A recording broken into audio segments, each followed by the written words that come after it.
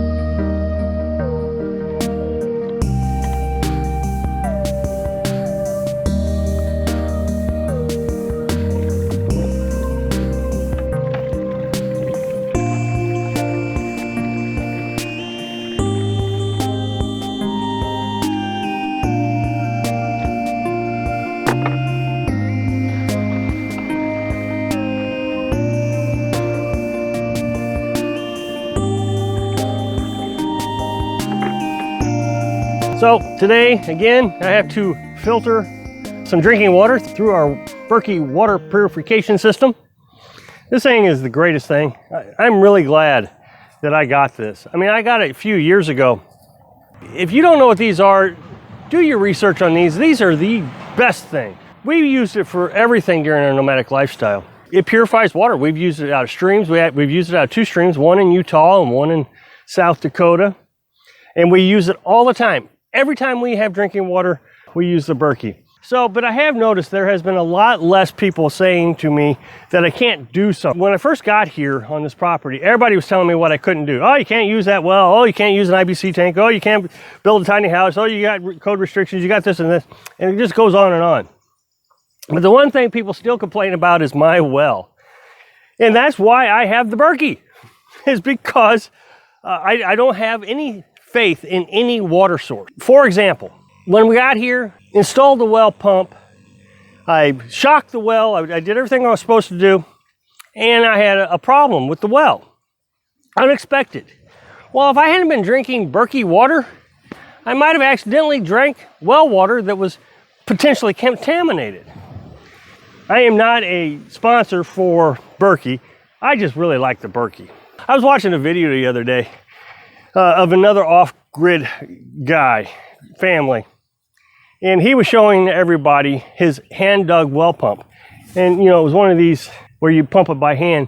He dug it down 18 feet. And even I was saying, boy, that water's gonna be dirty. Of course, you read down in the comment section, oh my gosh, you can't drink that water, it'll poison you. You gotta dig 100 feet at least, you gotta get down to bedrock. He never said anything, he just kept doing what he was doing. And then, I don't know, 3 or 4 or 5 videos later, he pulls out his water purification system. Now, it wasn't a Berkey, but he did mention the Berkey. I think there's 3 types of water purification, gravity-fed water purification systems. I'm just a big fan of them. So I was really proud of him that he showed up that you could use a well that was hand-dug, that wasn't getting bedrock water, it was getting groundwater. My well water is very clean compared to that hand-dug water. The thing is when I was doing the nomadic lifestyle and I was going to gas stations to get water, and city parks and national forest, I would have to clean the filters about every 2 weeks. I mean, it was pretty regular. I was going through filters fairly quickly. They're supposed to last 6 years between Carolyn and I, and the 2 I had was only lasting a year. That's how dirty the water was in these locations. Municipality water. Went to Texas and the water actually made us sick. I mean, it tasted terrible. There was something wrong with that water. I tested the Berkey, and sure enough, the water was so bad it made the Berkey fail. We get here to the well water, and of course I pre-filter the water. I run the water through just a regular cartridge house filter, and it takes out a lot of the contaminants. And then I put bleach in the tank of water here, chlorine. You can find that on the CDC website, how much chlorine to put in it. And then I put that water into the Berkey, and the Berkey removes the chlorine. Not having to clean the Berkey for the 2 months that we've been here is still going strong. I'm very happy with our well. I don't think the well's ever going to cause us any problems, especially since we always use the Berkey. I really think that thinking outside the box and doing things that aren't normal is actually safer than doing things inside the box. Most people would come in and say, okay, take it to the health department, test the well, just to be safe. Okay, so I take it to the health department, I test the water, and they come back and said it's bad. Well, now what? So now I have a piece of property with a well on it that I can't use. My thinking is if it had come back bad, I can still drink it, I can still use it. It's no big deal. So thinking outside the box protects me from a mishap that I wouldn't have done thinking inside the box. And so that brings me to today's subject. A couple things has happened. One, we've gotten the wood stove fixed, and I'm very excited about using it. It's supposed to get down to 32 degrees tonight. I'm thinking, man, I really want to use that, but I'm not going to start it up for a couple hours of cold weather. It's going to warm right back up. But yesterday, we got a leak on our camper. And I've been expecting this to happen. It was up on the roof. And what had happened was the silicone on coroplast is only designed to last a couple years. So everywhere that I put a nail into our coroplast, you can see the silicone is starting to peel up. Well, the same thing happened on the roof. I'm not too worried about the walls being silicone. The only reason I siliconed the walls is when this was on the truck and it would rain while we're driving, it would really punch water into the walls. But on the roof, of course, that water just sits there and it dribbles down. So I thought, well, maybe I'll just go ahead and buy silicone and re-silicone the whole camper. And I got thinking about it. Why? Why do I want to do that? It's going to cost a lot of money to buy all that silicone. You know, I'm going to need 10 tubes or so. Even at $3 a piece, you know, that's 30 bucks. So I went to the hardware store and I just bought a tarp, a heavy duty tarp, UV resistant, threw that up there. That'll last forever. As a matter of fact, I have had 2 chicken coops in my life and I used the tarp. I didn't shingle it or anything. I just put the tarp on as the roofing material. It worked great, absolutely perfect. The only time I ever had a problem with the tarp as a roof was our neighbors was shooting off bottle rockets and one landed on the roof and it melted a little hole in the tarp. No big deal. I mean, I just took a little tar and I sealed it up. So that's, again, thinking outside the box. There's no reason to go spend a fortune on something when that was like, I think $12 or $13 for the tarp. Very inexpensive, and I'll never have to do it again. But it getting so cold tonight, you know, it's going to be record lows actually for tonight. I got to thinking about the wood heat, and I'm going to have to start cutting some wood. That way I can get them seasoned. You know, I got to let it sit around and get seasoned.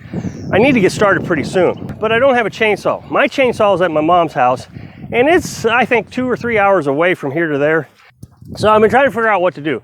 I mean, look at all this firewood laying right here that I could be cutting up right now and getting that to dry out.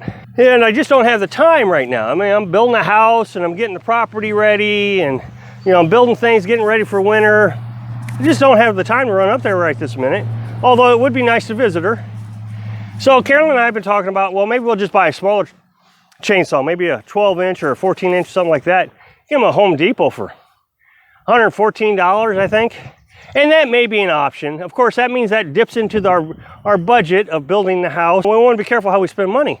But on the other hand, I have, I think, the tools that I need to actually start cutting the wood. I told you the other day that my friend Martin bought me a reciprocating saw. I mean, I had planned on going and getting one at Harbor Freight, but he just stopped by and gave it to me. I thought, wow, that was great.